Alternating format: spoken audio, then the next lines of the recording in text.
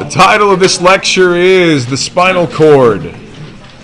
Let's talk about that for a little while. It's this thing. Traveling through your vertebrae, right through here. This is a model of the spinal cord. Okay, its job. Okay, the spinal cord is the connection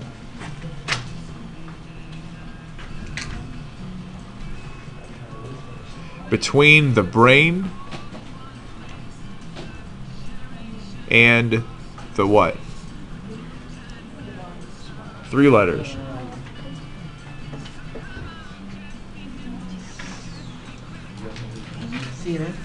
Close.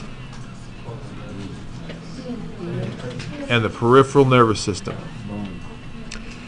If you had to compare this to a coin size in diameter, what would you say?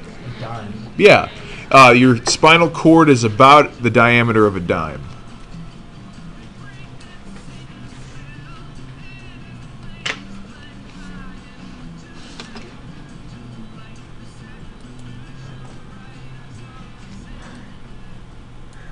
All right. It travels through.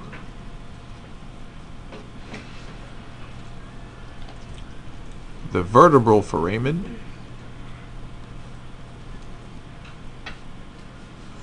Of all 24 vertebrae,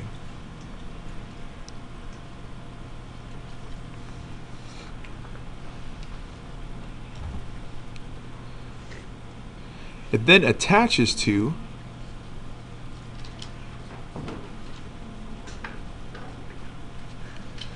spinal nerves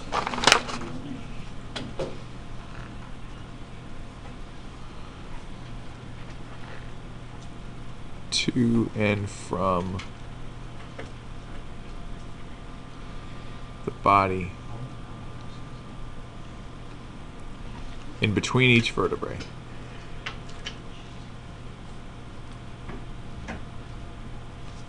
Okay, so in between each and every vertebrae, it will have spinal nerves that protrude through. So let's call this one like C1 here, and then here's C2.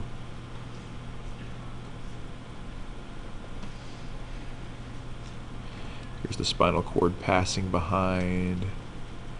You know, we got the processes sticking out to the side here. Don't C1 and C2 have names? They do. Anybody remember the names for C1 and C2? First one's Atlas. Very good. Well done, gang. C1 and C2. Now, there's spinal nerves that protrude through here. This one's going to be in direct contact with the skull, so you wouldn't even see that one. But protruding through here are some spinal nerves, and they are named for the nerve they come out underneath. So this one would be spinal nerve C1. And here's the spinal cord going through. Now, this is kind of looking through as though the intervertebral discs weren't there. I don't want you to get confused. Like if you were actually looking at it from here, you'd see discs in between and not spinal cord. But I'm trying to show you that it's coming off of the spinal cord there.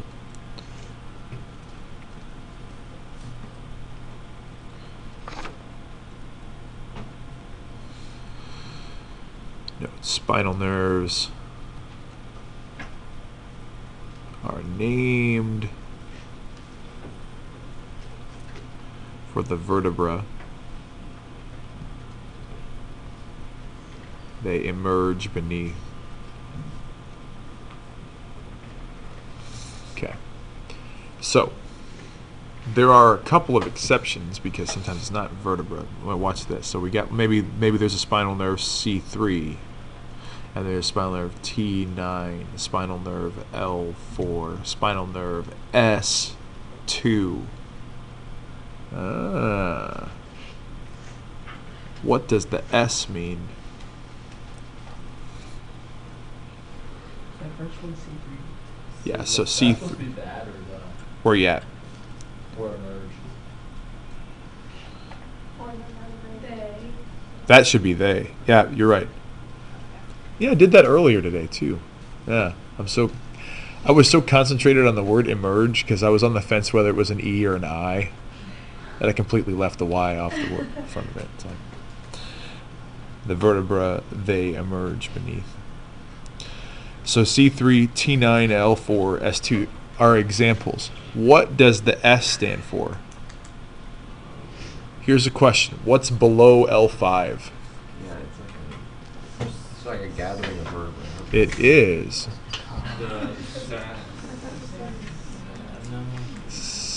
The SAT? Sacrum? sacrum. Yeah. Sometimes called the sacrum or sacrum. Yeah. So what happens, folks, at the end of your spine, your spinal cord frays out into something that looks like a horse's tail. So they call it the horse's tail. But they use Latin, which is cauda equina. So the spinal cord toward the end here actually looks like a whole bunch of fibers of a horse's tail, and they protrude out in between all these vertebrae, and then they go in through those. You wonder what those holes were for in the sacrum? That's what they're for, is these spinal nerves go through those holes. Okay. All right. Now we're going to do a cross section, and I'm going to try to do my best here. A little dent right there, coming around, and in the middle we've got a long groove. I did that way too far in, and here I'm going to mess it up again. Okay, fantastic.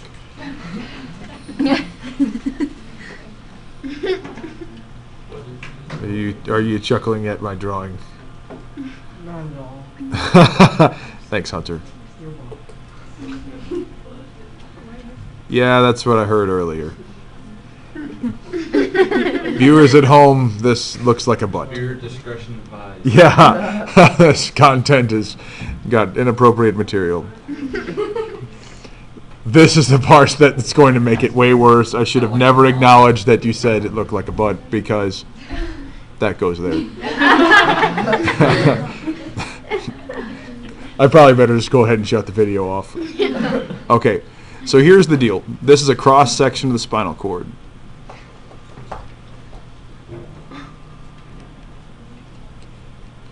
So if you cut it across, and you shouldn't, because then it'll paralyze. We're going to make this portion dark right through here, because this is what type of matter? Gray matter. Okay. The rest of it is white matter, which means it's kind of the opposite of how the brain is set up. The brain is set up to where the gray is on the outside, the white's on the inside. Here we've got the opposite. And all this white right here, what it is massive bundles of millions of axons all going that way. Okay? So axons going up and down straight to the brain all the way through. It's incredible. Now it will decrease slightly in diameter all the way down, because you've got this huge bundle at the top, but they start fanning out as they move down. So that's why you end up with the horse's tail at the end. It's less and less and less.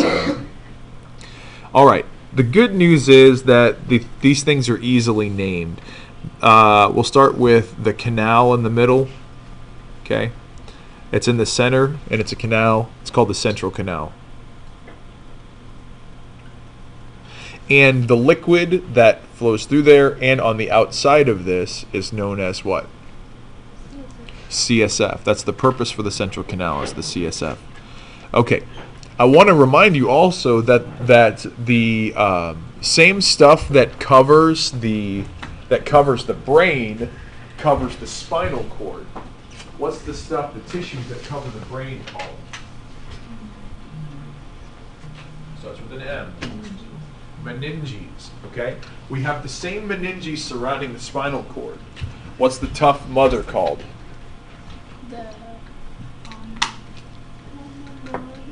The dura mater. Remember that?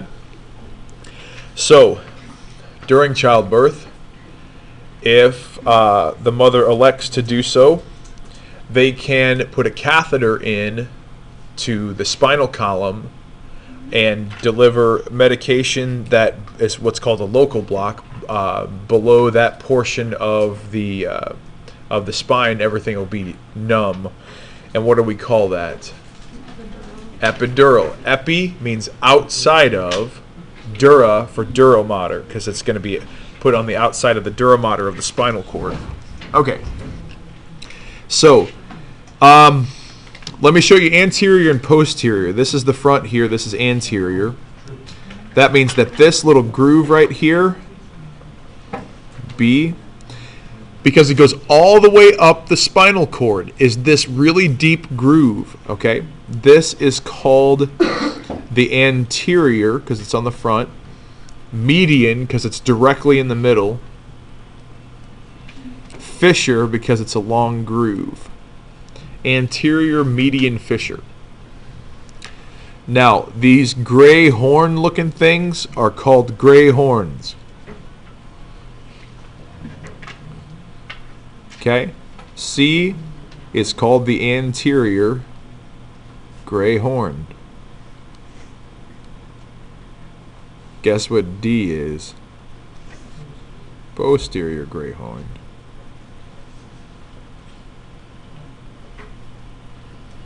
Now these things out to the side, they're columns. What color are they? White. And they're out to the side. What's the word for that? Lateral. So they are lateral white columns. And in the very back, this section here, this whole area back here,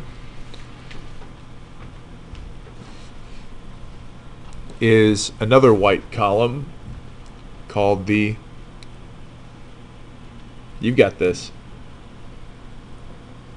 section in the back here. In the back here. Posterior white column.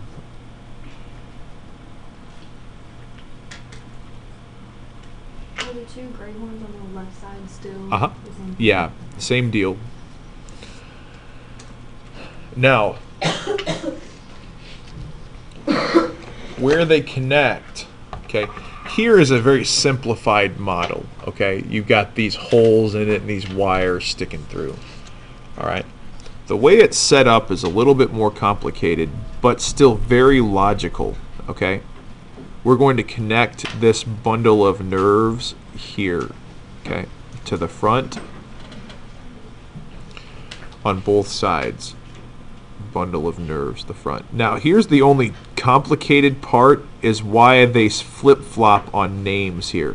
They can't flip-flop on directions, otherwise it's just wrong. But because we're humans and we walk upright, you can say anterior, or you can say what word for front? Starts with a V.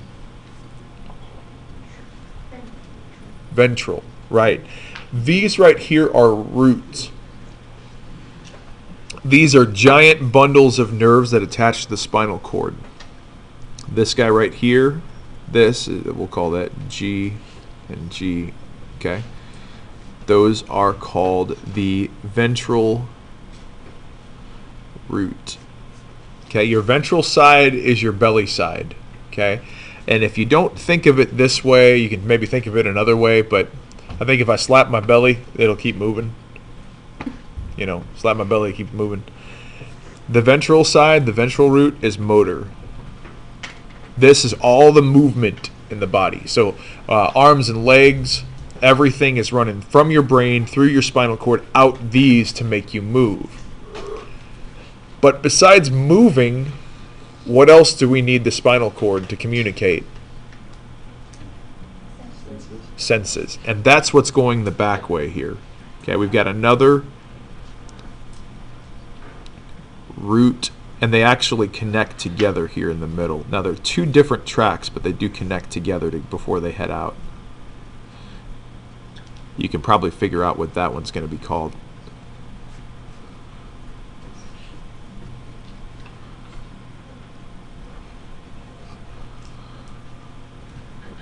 With a G that makes us H now?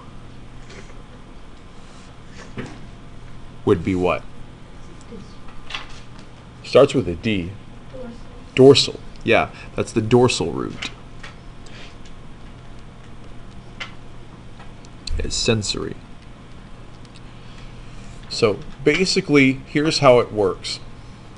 At every level, one of these spinal nerves does something. They operate certain muscles and certain things. So let me try to show you here.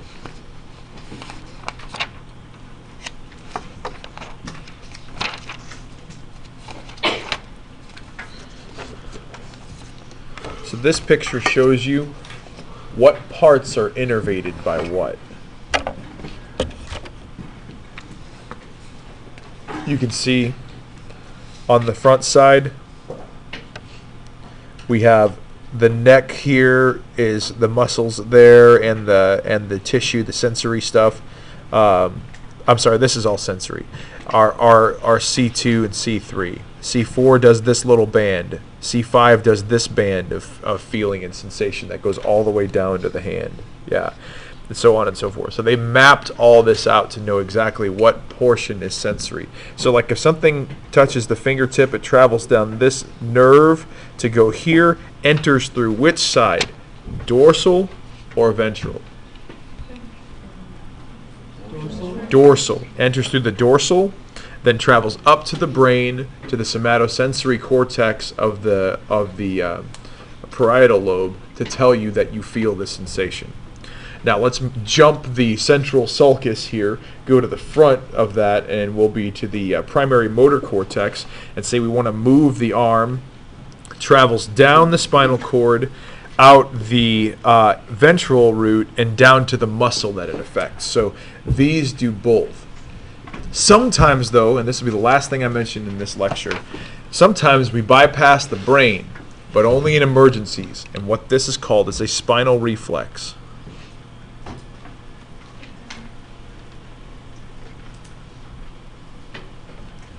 Spinal reflex. Okay. Bypasses brain.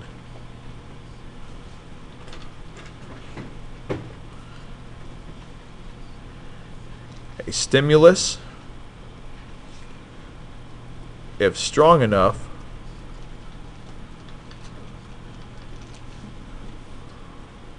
will go from the sensory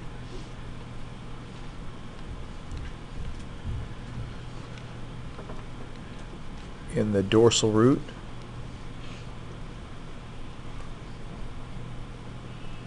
and arc. I'm going to underline that word because that's important. An arc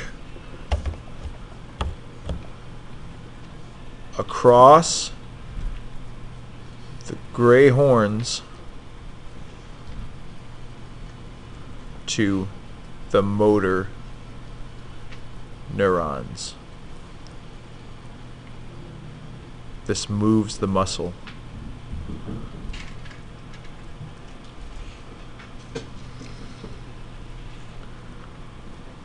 Associated with the area. Okay. Example, hot stove. Okay. This is the example used in most textbooks and so on and so forth. I had my stove in the kitchen was a glass top stove. And, you know, and sometimes it would have the little red light and be like, hey, the surface is hot. And it always had that as long as the surface was hot. But my brain didn't always figure that out. So if I got done cooking and none of the burners were red, I'd take a wet rag and start wiping across, you know, and things like that, even though the burners were hot. And like, my hand moved before my brain thought hot and before my hand heated up enough. And then it hurt after it was moved. Anybody experienced something like that before? What happens in that case, here, watch this. Sensory information is going here, but it's really intense because the temperature was really high and there was a lot of information being sent. So this is on its way to the brain. It'll cruise up one of these white columns to the brain, but because it's so intense, it arcs across the neurons here that are in the horn and goes directly to the motor area, moves my hand out of the way before my brain even knew what happened.